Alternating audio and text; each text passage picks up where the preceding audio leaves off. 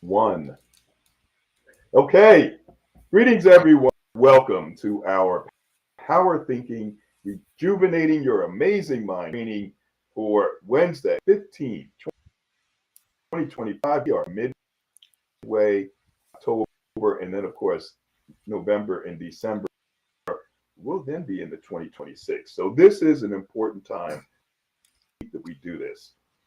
Our Power Thinking session, 7:30 a.m. to 8 a.m. and 9:30 p.m. to 10 p.m. is so.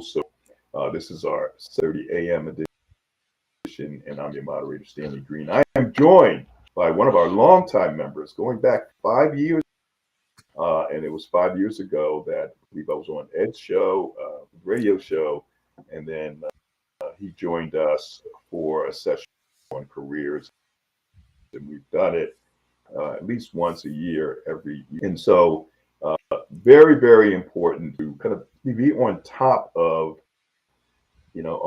our revenue generating ability as entrepreneurs, but for a significant number of people as employees of companies, waiting until something happens and you don't have that job anymore to get out there and get what you need to get the next job, including skills. But most importantly, as you are in it, you optimize, that and use that opportunity potentially to go on to the next option. So I want to kind of move away slightly from what we.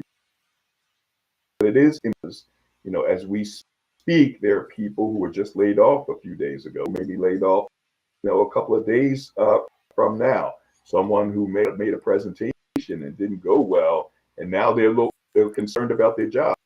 People who are now 6 months, many of whom the government.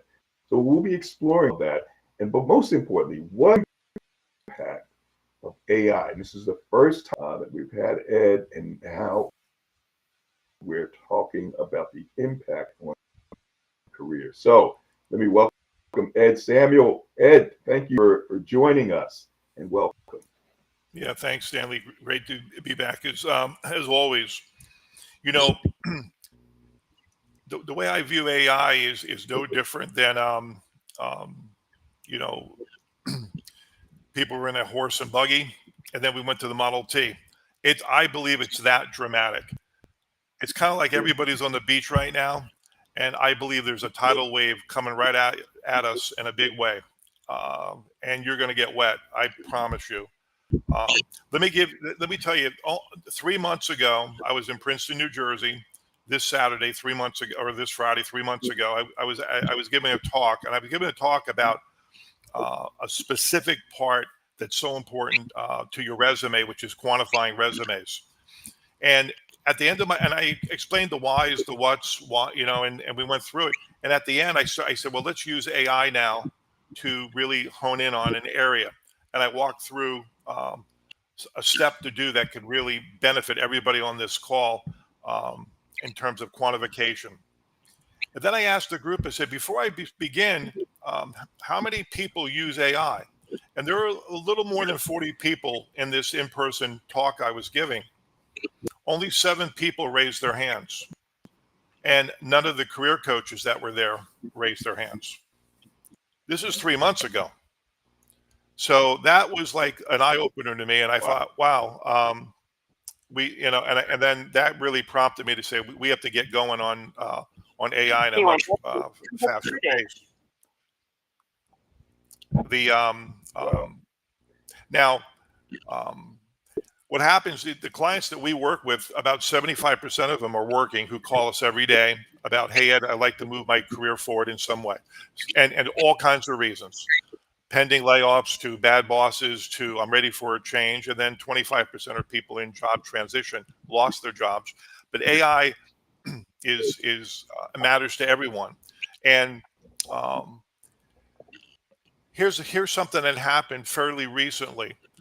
I had a client in Virginia, a senior sales leader, incredibly qualified in healthcare. The recruiter would not move this person forward to that next round. And the reason that was given to my client was AI was not on this person's resume. This is a person making well over 200 and some $1,000s a year, outstanding on what they do. And they said, nope, we're not moving you forward.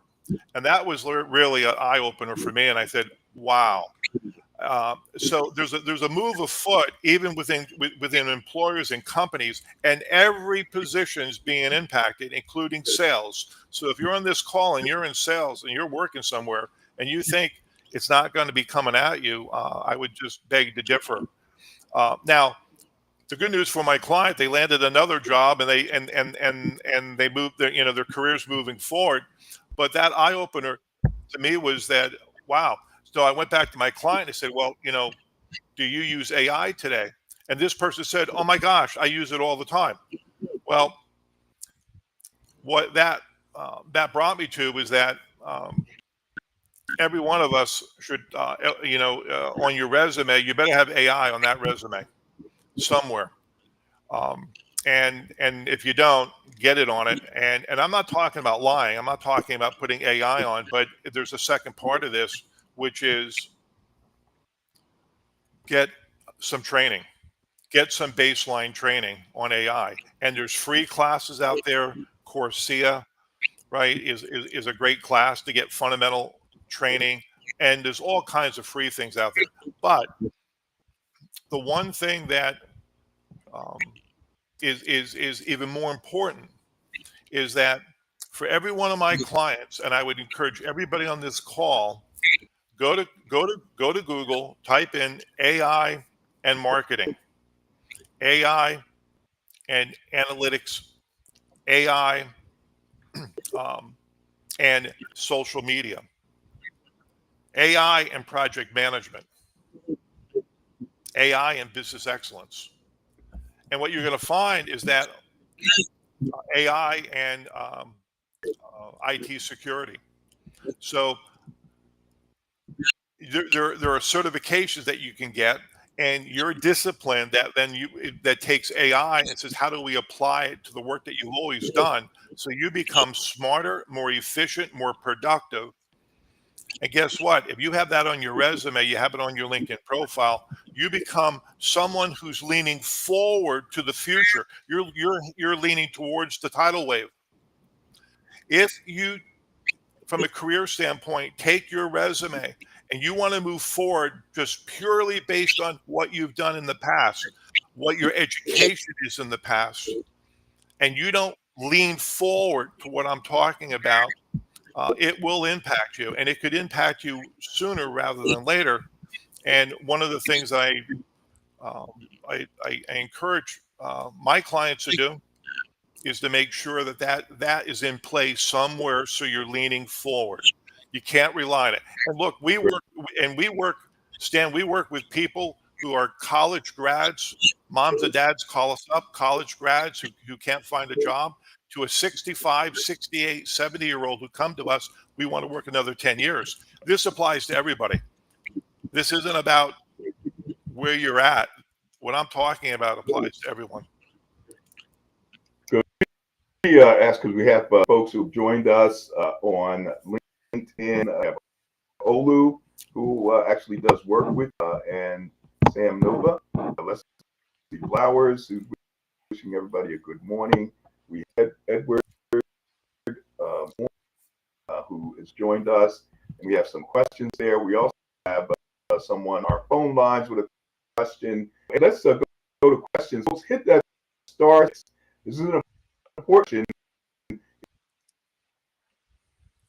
it's about, and not for folks who are two employees. How about entrepreneurs as well? I know you've helped some folks get into entrepreneurship. So we're going to go first to Isaiah Jones. But before we do that, Isaiah, I thought about you when I selected the video. The video that we shared is called Unemployment Surges as Employers Replace New Hires with AI.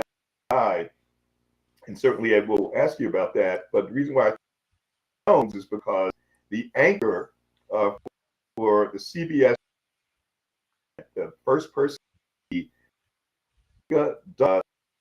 so they can tell us who Jericka is, other than being this big time weekend anchor for CBS News, and how he knows her. But one of our members knows Jericka Duncan. So mention how you met, and also your question for you. Welcome, Isaiah. Thank you for joining us. That's from your thoughts, please. And Isaiah Jones joining you from Chester, Pennsylvania, employed at Monroe Energy. Jericka is my granddaughter's mother. We was met Gail King and a whole lot of others through her, all the 60 Minutes. She's very interested, very interested talk this. But the speaker, the name, Stan, I'm sorry. Ed Samuel, one of our your fellow member. Ed Samuel. Ed Samuel was very informative. I'm telling you, it's not about his experience that I'm dealing with. I'm feeling the pressure of AI. I'm 64. I work in a refinery. They are everything over. Our systems to be driven by AI. We have these things called permits. And we have to write them a permit out. They have changed to a system. And there are certain codes and things derived at the work they're going to do, all the tools they need to use on that job, all the safety mechanisms, all this. Also, something called Schedule Pro that's driven by AI.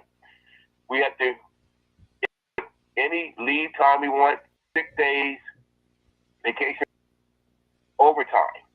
And it took me 3 months to figure that system out. I had to keep inner things. Now I finally got it. But here's the information. I wanted to down the things that he said we should, because I was going to ask where can I start to learn this process, because I'm actually using business plan, so I want to do research. I got an idea to start a business, a non-emergency transportation business, as the chat PT the questions, and it gave me a great answers. But for me, for my livelihood, because I'm looking to work till I'm 68 probably, and the job force for the young guys, we got guys in their 20s, 30s old, they love this stuff. But it's a struggle for me and some of those. So this was a very good lesson, Stan, and he was very important. I'm glad that I was able to get on. Great. Thank you so much for joining us, Isaiah, and your family and your grand. I'm sure you see Jericka from time to time as well. So, Ed, any comments there, and comments we'd like to take on LinkedIn, and we have Carla Hill on. Anyone else? 6 while we're here and while Ed's here, of your thoughts about AI, Ed.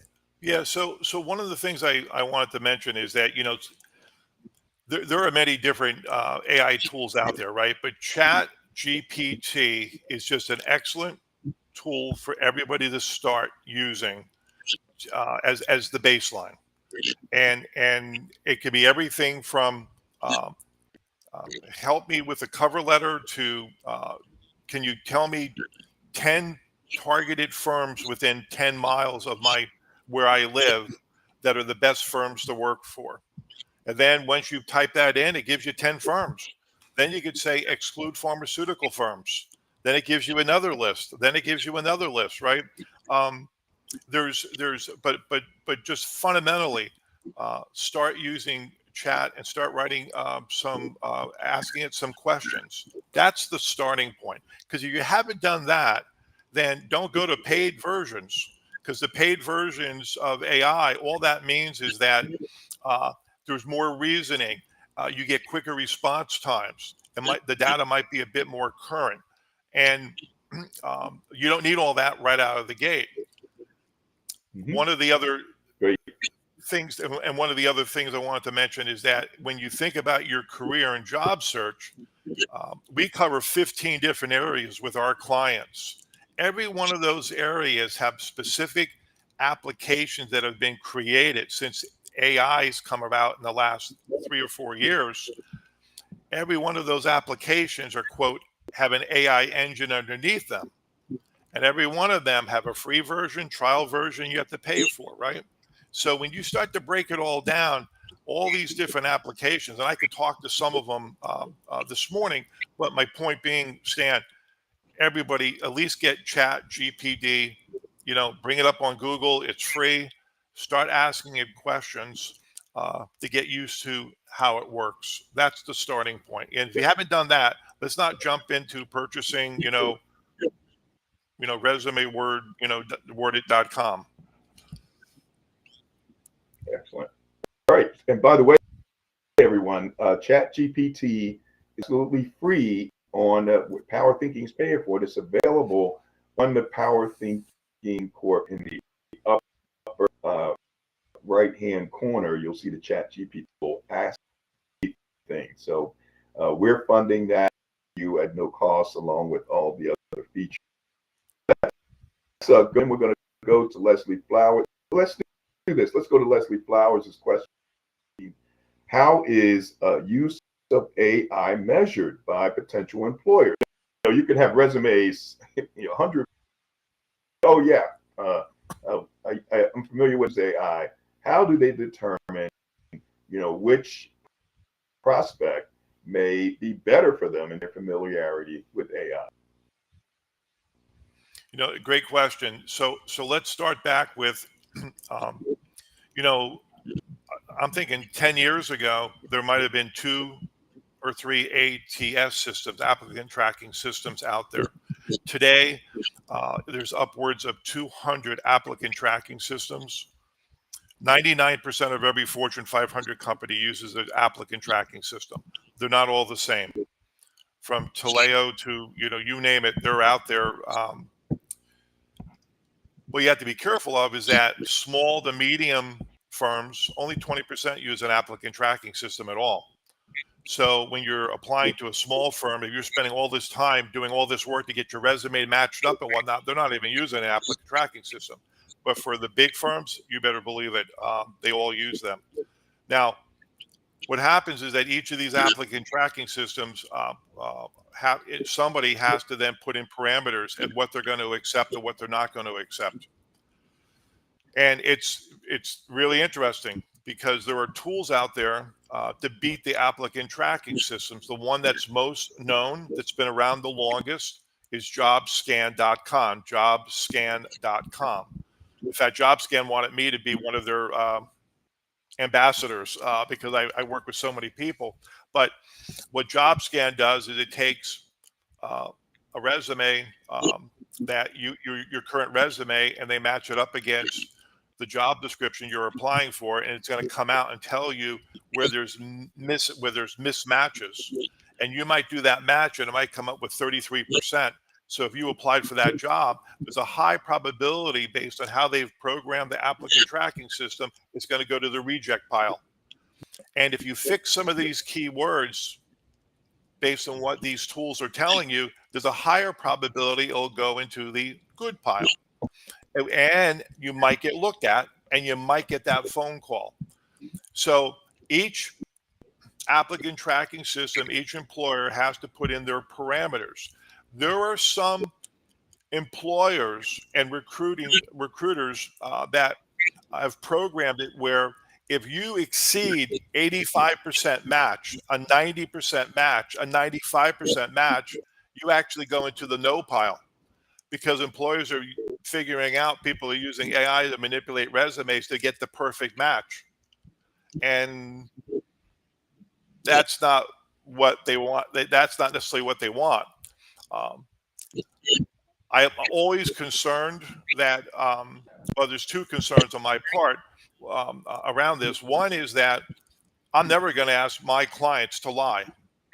So if there's not a match and that job description is asking for something, you don't have it. Well, of course you could tell somebody you have something that you don't in order to get the interview, possibly, right? But then that's going to blow up in you at some point.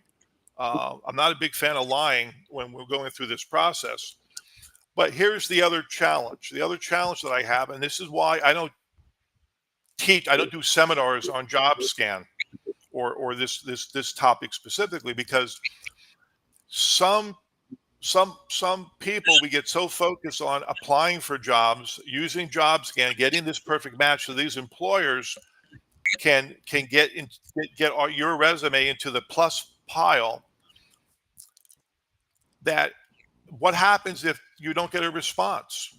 Then what do you do as part of your job search strategy? Because you put so much effort into this, and then what happens if you don't get a phone call? And then is this a balanced job search? And I'm not a big fan of being in balance. I'm a big fan of having a balanced job search. So it's hard for me to tell you. Every employer programs the ATS a little bit differently. Some will do it on keywords. Some will do it on whether your address is local or not. So if they're only hiring, let's say it's an on-site position, not remote, or even hybrid on-site, if your address is not in 60 miles of that location, you go into reject no matter how good your resume matches up. So all the jobs get programmed in a little bit differently into these applicant tracking systems. Great. Let's go to Daniel. And it says here, integrity is everything. Honesty is a must. We're going to go. Carla Hill, who's been waiting patiently. Thank you for joining us. Mention where you're joining us from, and your thoughts about AI impact on the careers and the job. Yes, hi, Ben, and this is Carla in Philadelphia. And I just have to shout out both of you and creating this power thinking community, and Ed San Walker being one of my mentors. How I met Ed, definitely in the supply chain of Carla's optimization. I had an assessment with Ed, and I looked November 12th, 2020. There it is. And that was, yes. So that was a pivotal point, and it's come across in my social media stream that there's no finish line. So that was a significant milestone of figuring out who I was and to lead. And Ed has been one of my mentors in my own career, and I'm a member of his team, and we've collaborated, and it's been wonderful. So my question for Ed is, what specific I have, what I share with my clients is that we used to say, Google yourself, but put whatever your AI choice is, ask about yourself, and put the city in there, and it will tell you. Because as a HR executive for years, we do that, right? So you want to be ahead of the curve, saying, what is your digital footprint? And that's one way of getting more details. I've done it in a variety of AI tools about my. That's one way to get started, because people tend to care about themselves. So that's one way of looking at that. So, but my question for Ed is, what is your AI tools in your career planning practice? Because AI is so huge, and I think when you use it, how is it really made your practice and what you do more effective? Sure. Well, I'll talk about one tool that we use quite extensively, which is Umantic AI. We use Umantic AI, and it's a tool where you do have to pay for it. It's not terribly expensive, but you do get insight. It's a great tool to run on yourself. Everybody should run it once, maybe on yourself, and it goes out there and it scrapes everything they know about you out there, and your LinkedIn profile, and it actually could come back with a summary of who you are, whether you're an enthusiastic person, whether you're a networker, whether you're a driver, and it tells you where you lean. You lean, in a conversation, you're going to lean with these three traits almost all the time. It's going to tell you if you were to engage Ed in a cold call, what's the best approach? If you're going to engage Ed in a writing, what would be the best approach? What would be his trigger points? What would you want to stay away from? and it's scraping all this off. And we've been using it now for a couple of years, and it's been pretty amazing. Every 3 to 4 months, it's getting better and better and better. Our clients use it. We use it with our clients, and our clients' feedback would be it's between 80 to 85% darn accurate, and it's made the difference for many of our clients landing jobs. So it's pretty now. If employers are using it, right, it's really interesting because employers could use it if they want to interview you, and then you get a glimpse in terms of how they might perceive you and how you might fit into their team. It's really interesting. So that's one tool. That would be one tool, Carla. And I've certainly already mentioned JobScan is another tool. And I think we're certainly using chat today. There's another tool for interviewing called Interview Warm Up by Google. That's another one you might want to take a look at. And there are even other tools that we're just exploring right now too, even to automate applying for jobs. Hold that thought there. And I just want to make sure we get Caroline Zaru. And then we can wrap it up. Caroline, thanks for joining us. You're joining us from, and your question for Ed. Welcome. Can you hear me? Yes, you're just fine. All right, perfect. Good morning, everyone. Lovely to be here. I'm from Island, New York. Hi, Ed. Great to hear you.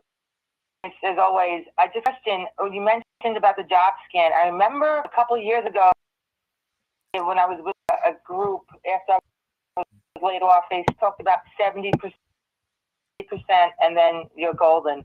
And yesterday I was talking to a former colleague, and she said, no, it has to hit 85% and skin, otherwise you won't be looked at. So did that change a year or so, or was she just quoting me some numbers? Well, my number has always been 80% for me personally, for my clients. As soon as I started working with JobScan, if you could get between 75, but 80% is where you kind of want to stop. But I haven't seen the number change officially.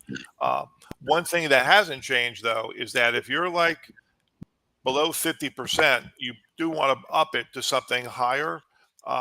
So no, I would say it's 80%. I'm still using the 80% rule, but never, ever, ever more than 85%, or it becomes highly problematic, because then recruiters are getting smarter and smarter about this. I just read a report the other day where recruiters are actually spotting AI cover letters just like that. They're spotting resumes that have been AI generated just like that. And it creates a gigantic question mark of authenticity and whether we're talking to the real person or not. I'm a big fan of everything that we do with our clients is authentic first, and then we use AI to improve. It's not AI first, and then we bring authenticity to make sure we're not lying.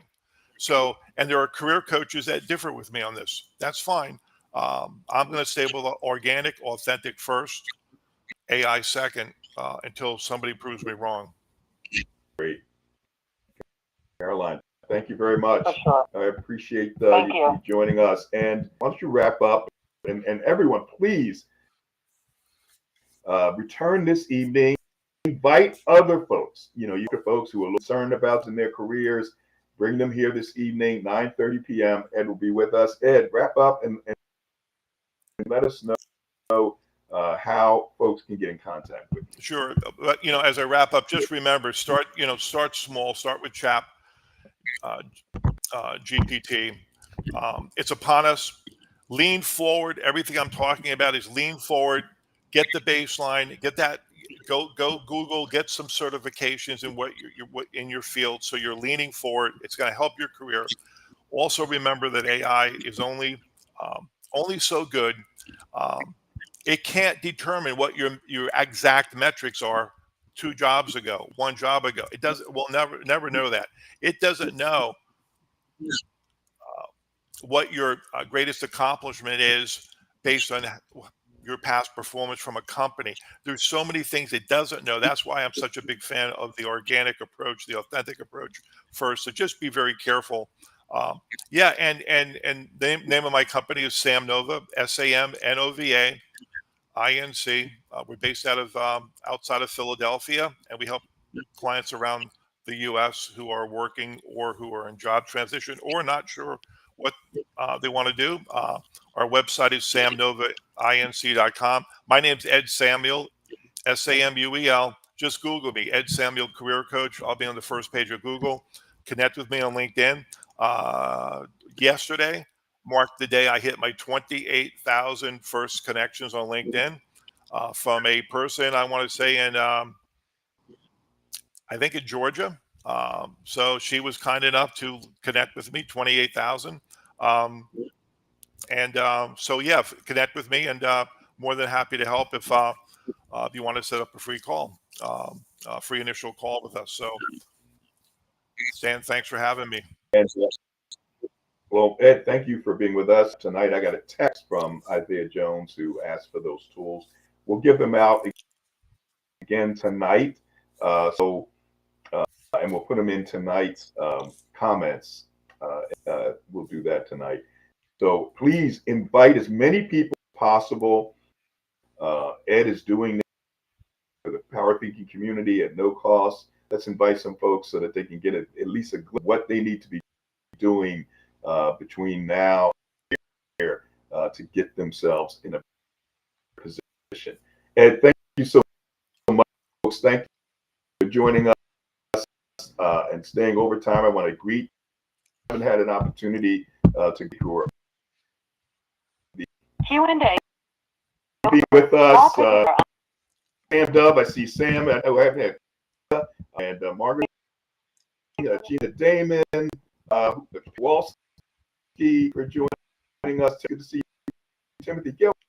Good to see Olu from joining us from Nigeria. Gina, all so much for joining, and look forward to you again this evening. Just one of you make a difference. Make it a fantastic day, folks, and we look forward to seeing you soon. Let's power and utilize it. Take care, everyone. Have a great one. Goodbye. All right, Ed and us on YouTube and Facebook and LinkedIn. Thank you so much, and thank you, Edward and Leslie, Olu, and LinkedIn, who I may have missed. Danielle, thank you very much. Ed, take care, and we will see you again